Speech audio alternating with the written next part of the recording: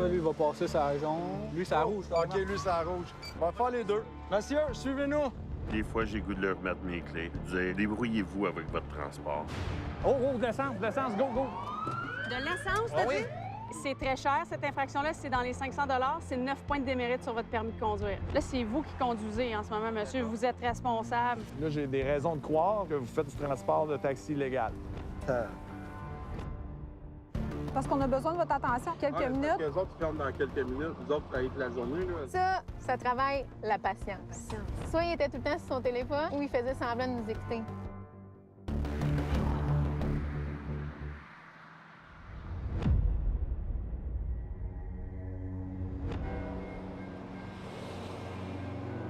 Dans le fond, le coin Marien, la 40, c'est un coin qui a beaucoup de circulation. Il y avait justement un chantier, là. Il y avait des gens qui travaillaient là, sa voie ferrée. Ce qui est dangereux à cette intersection-là, il y a les camions citernes là, qui sont à proximité en grande quantité. Eux autres, ils vont chercher des produits pétroliers là, dans les raffineries à Montréal-Est. Donc, s'il y a un impact, ça peut créer une immense explosion. Puis la voie ferrée est en fonction aussi. Donc, c'est dangereux pour le camion, mais c'est dangereux pour les gens qui travaillent à proximité de la voie ferrée.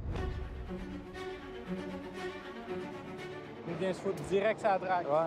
Direct. Bonjour, vous avez immobilisé votre véhicule sur une voie ferrée. Je vais vous demander de tourner là. Quand la lumière va être verte, on va procéder à votre interception. Immobiliser son véhicule sur une voie ferrée, c'est un peu comme jouer à la roulette russe, là. C'est comme un beau frumeur prêt à être cueilli par le train. Là, lui, il va passer sa jaune. Lui, c'est la rouge. OK, lui, c'est la rouge. On va faire les deux.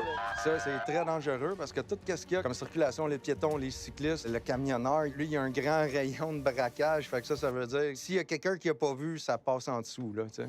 Suivez-nous. Monsieur, suivez-nous. On va tourner à gauche, monsieur, sur la place Marien, première rue à votre gauche, merci. Moi, je vais faire lui. Tu vas faire lui? Ça va? Et souvent, les conducteurs sont pas concentrés. Là. On était 4 à l'extérieur avec des vestes fluorescentes.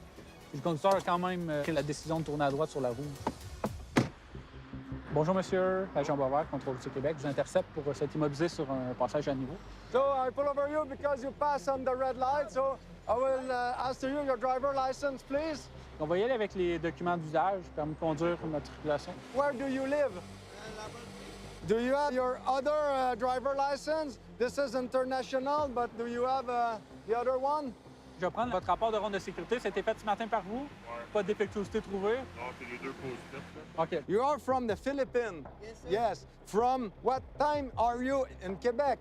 June 1, Okay. June 1. And when are you go back in Philippines? 2 years. Okay, it's good. I will come back, okay? I know it's my fault. I will not do it again. But there's a rail train. I cannot stop there in the middle of the rail train, so I go forward. Maybe the train coming, accident. No much problem, so I go forward. Le fait de rester pris, c'est vraiment pas une bonne excuse. Le conducteur professionnel, il est supposé anticiper. Donc, quand la lumière tombe jaune, la prochaine étape, c'est qu'elle tombe rouge. C'est à lui d'adapter sa vitesse. Il n'y a rien qui justifie de passer 2 lumières sur une traque de chemin de fer en tournant un coin en catastrophe quand il y a de la circulation autour. Caroline, Marc. C'était quoi les choses? Permis des Philippines. Ah ouais? J'ai le permis international ici, OK. mais il est en anglais. C'est-tu un résident? Il est là pour 2 ans. Pour 2 ans, OK. I feel nervous because before I work in Saudi Arabia, it's very dangerous. Harassing in Saudi, people there, if you speak to the police, maybe slap your face. Yeah. Il y a des journées qu'on va faire des vérifications mécaniques, on va inspecter un véhicule de fond en comble. Il y a des journées qu'on va faire de la patrouille, journées qu'on va faire du poste de contrôle. Fait que c'est jamais des journées pareilles, là. Oh, d'essence, go, go! De l'essence, Ah oui? Bonjour, on va vous demander de nous suivre. On va vous faire sortir à l'île Charon. Parce que vous transportez de l'essence. Suivez-nous, on va vous l'expliquer là-bas. Voilà. Fait que lui, il avait aucune idée qu'il n'y avait pas d'affaires dans le tunnel.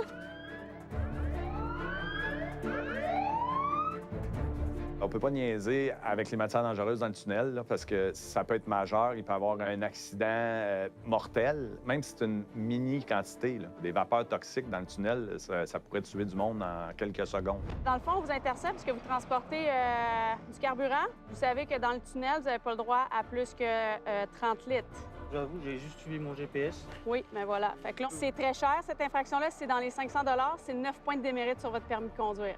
D'accord. Dans le fond, il y a une certaine quantité à respecter, là, puisque rendu en plein milieu du tunnel, si jamais il y a un déversement d'essence, que le feu prend ou bonbonne de propane en trop grosse quantité, puis que ça explose, ça pourrait être assez catastrophique, là, parce que le tunnel est emprunté là, quotidiennement par des milliers d'usagers de la route. Là. Je pense que ça serait épouvantable, ça, c'est mon mot. C'est bon? Fait que pour commencer, je vais prendre votre permis de conduire et matriculation du camion avec la preuve d'assurance, s'il vous plaît. Est-ce que vous transportez autre chose que l'essence puis le diesel? Non, c'est des tout? cartouches de graisse pour... OK. Ça fait combien de temps que vous êtes arrivé ici? 3 mois et demi, 4 mois. OK, on va aller vérifier. Je vais prendre les papiers du véhicule également. Je vais essayer de le trouver. Ça, c'est quoi? Ça, c'est de l'essence. Ça marche pas. Puis il n'est pas bouché.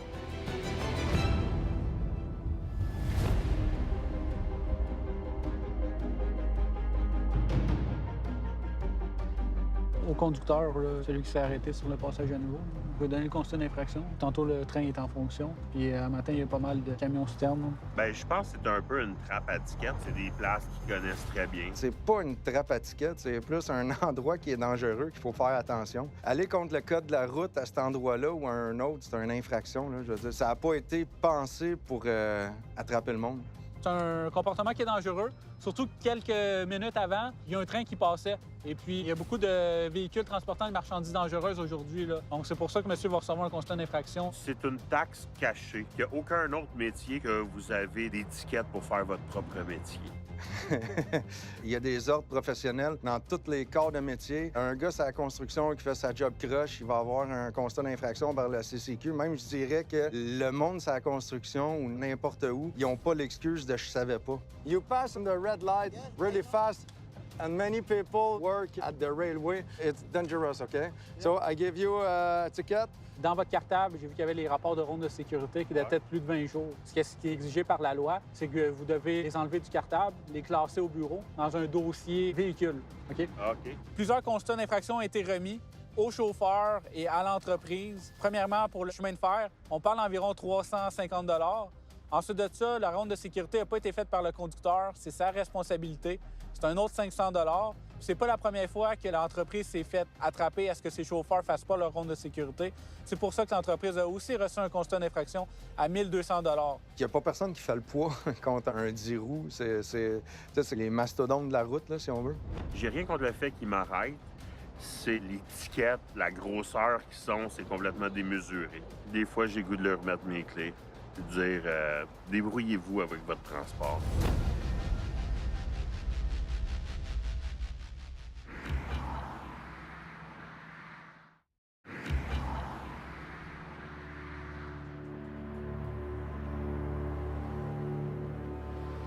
Ça, c'est quoi? Ça, c'est de l'essence. Ça marche pas. Puis il n'est pas bouché. Ah, ben oui. Je pense que non, les gens, ils n'ont pas conscience par rapport à l'essence, qu'est-ce que ça peut créer comme accident si jamais ça déverse. Là. Quand on parle d'essence, je dirais que la plupart du monde, ils ont toujours fait ça comme ça. C'est pas grave, c'est juste un petit bidon de plastique, il n'y en a pas beaucoup, je vais pas loin, je vais pas vite. Là, c'est vous qui conduisez en ce moment, monsieur, vous êtes responsable. Fait que là, vous vous promenez avec un bidon d'essence qui est pas pâturé ici, là. Vous n'avez pas de bouchon, là. Fait qu'on va aller valider permis de conduire, papier du véhicule. Oui. Essayez de trouver un bouchon pour votre bidon d'essence. Si jamais vous ne réussissez pas, ça va prendre quelqu'un qui vient vous porter un bouchon. Et si je mets tissu puis Non, juste un ça bouchon. fonctionne pas. Il faut que ce soit conforme. Ça prend absolument le bouchon réglementaire. Fait que là, on vous intercepte avant. Il n'y aura pas d'infraction, mais on vous évite une infraction. Quand on a intercepté le conducteur, on s'est aperçu qu'il y avait un permis de la République française. La meilleure chose à faire, c'est toujours d'avoir un permis international. Ça nous permet de lire mieux le permis. Par contre, le permis français, on est capable de le lire.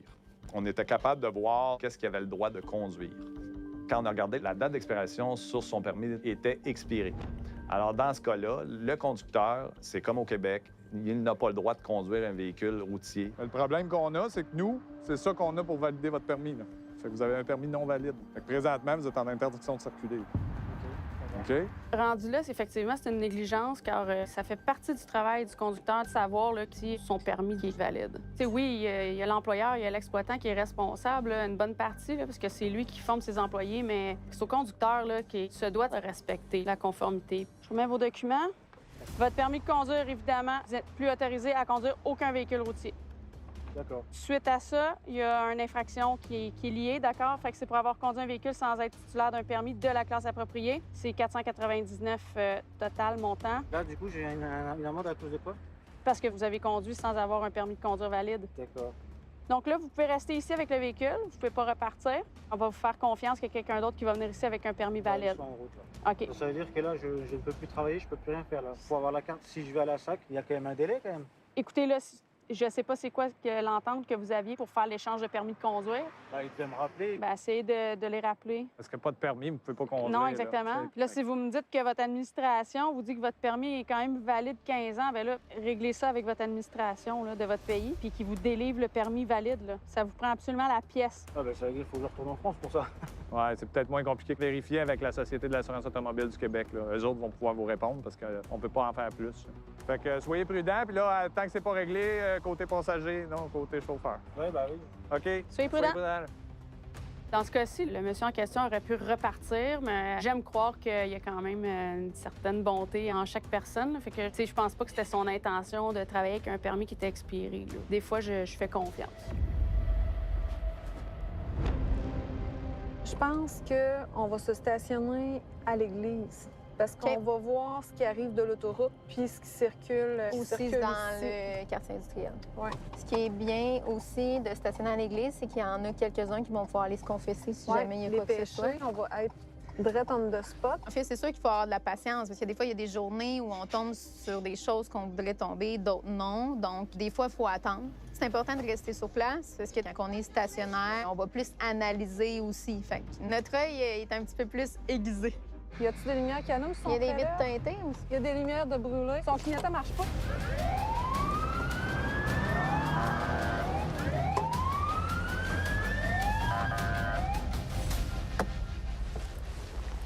Ça, je suis direct dans votre cour.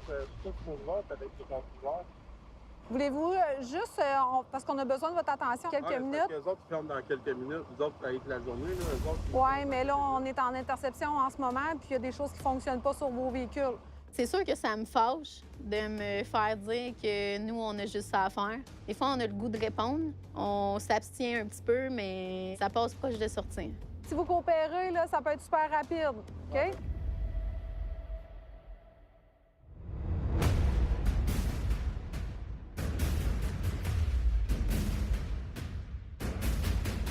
José Vincent, on vient d'avoir un signalement sur la rue de Bordeaux, coin Jean Talon, qui aurait un transport, un véhicule là, qui fait du transport illégal de personnes. C'est une caravane blanche avec immatriculation Foxtrot. 1004, Jonathan, on est tout près de ces intersections-là, fait qu'on jette un coup d'œil. Quand on est chauffeur de taxi, on doit obtenir au préalable un permis et des démarches à suivre. Là. Pour encadrer l'ensemble du véhicule, puis c'est pour que les clients soient en sécurité et avec une personne qui a suivi une formation. Bien là, il y en a une caravane blanche là, qui est droite là. C'est elle. On l'a.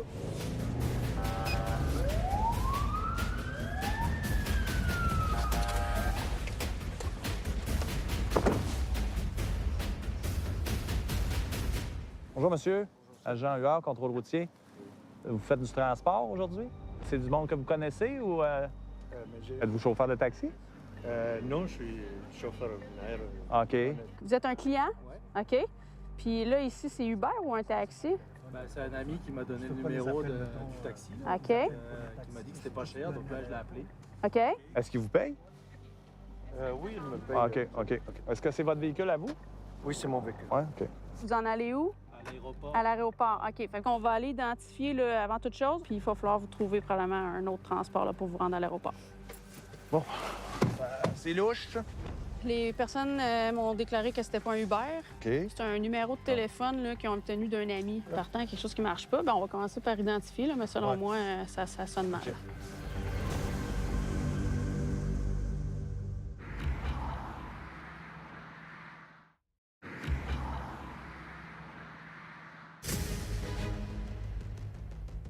Là, ça va probablement être une saisie, là. Oui, ça regarde mal ici parce que moi, ça me dit chauffeur non qualifié. OK. Puis le véhicule? Probablement quel véhicule non plus. OK, messager, véhicule non qualifié non plus. Je vais aller y annoncer. C'est bon. OK, monsieur. Là, j'ai des raisons de croire que vous faites du transport de taxi illégal. OK? Alors, présentement, qu'est-ce qui va se passer? C'est vos passagers, il va falloir qu'ils prennent un autre taxi. Vous faites du transport illégal, bien, il y a des constats qui vont venir avec ça, puis votre véhicule va être saisi pour 7 jours. Les clients, ils n'ont rien à se reprocher, là. Le client, est-ce qu'il savait? On peut pas vraiment le savoir, mais c'est le chauffeur qui doit se conformer à la réglementation, pas le client. Mais je pensais que c'est pas légal parce que je pensais qu'on n'a pas besoin d'en faire. Vous avez toujours besoin d'un permis, que ce soit Uber ou du taxi, OK? C'est 7 jours la saisie du véhicule et votre permis aussi. Si vous voulez mon avis, la prochaine fois, faites affaire avec des vraies compagnies de taxi. Là, je vais appeler un remorqueur, puis là, il y a des frais de fourrière et le remorquage. Les personnes qui font du transport illégal, c'est clair qu'ils prennent un risque, en fait, de s'attirer du trouble puis d'avoir des constats d'infraction qui coûtent très cher. Et en plus, c'est une saisie automatique, c'est pas un choix, on est dans l'obligation de le faire. Oui, ça va coûter cher. Ça va coûter, oui, effectivement. J'avais pas de mauvaise attention. Parce que moi, j'ai attendu que vraiment on pourrait transporter le monde sans permis. Puis là, on parle d'infraction de 2500 plus les frais. Oui, 3750. Ouais. Puis un autre de même prix. Exact. Un, c'est chauffeur pas qualifié, puis l'autre, c'est le véhicule pas qualifié. Plus la saisie de son véhicule 7 jours. Puis sa suspension de permis. Puis sa suspension de permis de 7 jours. En plein ça.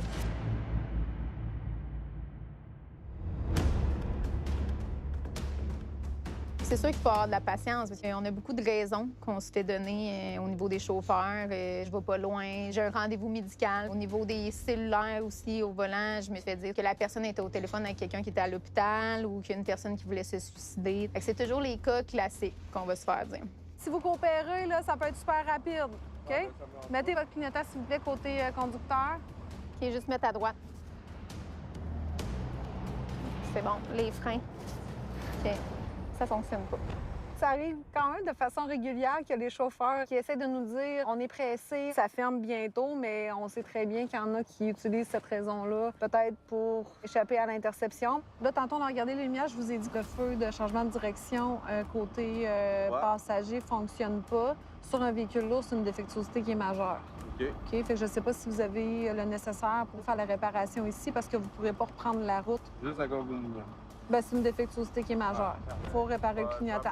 Bien, attendez, je vais juste finir de vous expliquer les papiers. Vous allez pouvoir l'appeler après. Sur le camion, les pneus à l'arrière sont... Je l'ai dit à ta collègue, on a un rendez-vous mardi pour ça. OK, mais là, on a fait un certificat de vérification mécanique pour les 4 pneus à l'arrière. 48 heures faire les réparations, présenter chez le mandataire avec le document pour le faire conformer dans le système. OK, bien, je peux pas faire ça. Non. Avez-vous des questions? Non, mais là, il n'y a pas l'heure à comprendre non plus. Pas comprendre quoi? Bien, pourquoi on peut pas faire ça? Bien, c'est ça, je viens de vous expliquer à cause de la défectuosité majeure. Monsieur? Ben, laisse-moi 30 secondes, puis je t'en reviens. Parfait. Ça travaille la patience. Il était tranquille, mais... Pas écoutant. Il écoutait pas. Soit il était tout le temps sur son téléphone ou il faisait semblant de nous écouter. Là, ça fonctionne. Est-ce que vous voulez qu'on... Non, c'est ça, je te dis, c'est juste un problème de quoi? OK, mais c'est pas ça la question. Ben oui, Tantôt, ça fonctionnait pas, c'était majeur. Si vous écoutez quand on parle, ça va beaucoup mieux, monsieur. Non, OK? mais monsieur, mais eux autres, ils ferment dans une demi-heure. D'accord. Ça arrive que le conducteur, on se dit, bon, on dirait qu'il écoute comme un enfant, là. Fait que pour la remorque, ça va être correct. OK, mais là, après-midi, si ça ne fonctionne pas encore, ça ne vous empêche pas de vous faire intercepter par quelqu'un d'autre. J'ai fini, puis on va aller vérifier la couette de fil en même temps. OK, c'est bon. Mais il vous reste quand même le 48 heures pour les pneus. OK. Parfait, bonne journée. Hey, merci. J'ai quand même dit merci.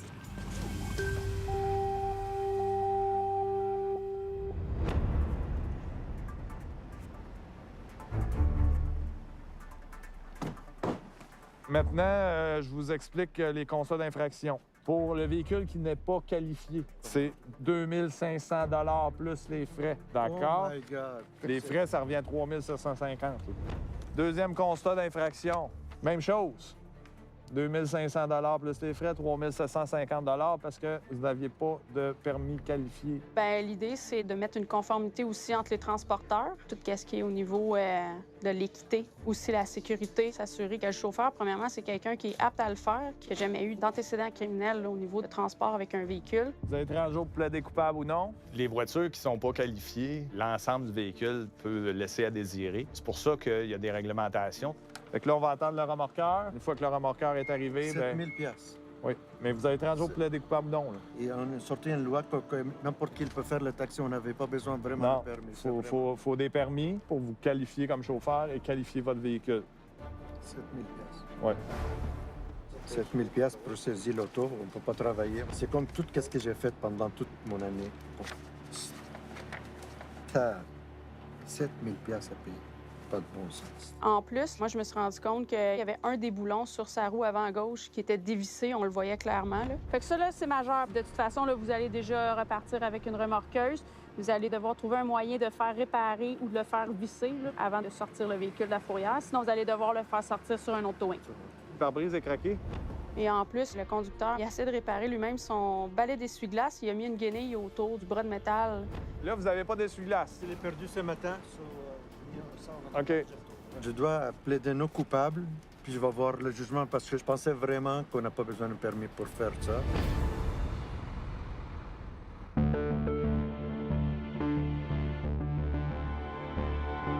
Stationnement du 9601. Je suis avec un conducteur agressif. Kevin, on va se mettre en direction. Il aurait fait son stop. Il y avait des enfants en plus. S'il n'a pas vu le stop, il aurait peut-être pas vu l'enfant. Ça aurait pu être très grave. Le cardiologue nous a dit que mon père était un miraculé. On vous sera éternellement reconnaissant d'avoir été au bon endroit au bon moment.